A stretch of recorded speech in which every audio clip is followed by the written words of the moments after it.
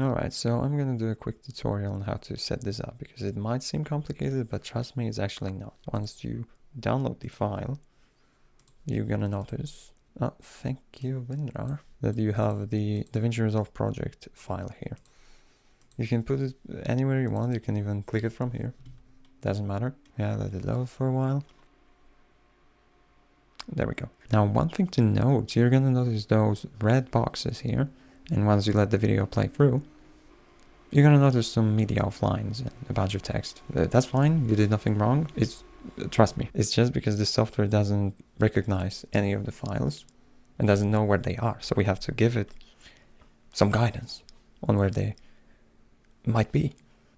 And to do that, it's actually really simple. All you need to do is just rename the media one by one.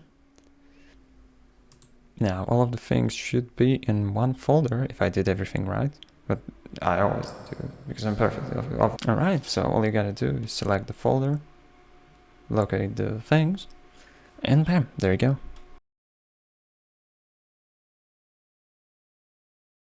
There you have it. It's that easy. So happy editing, I guess.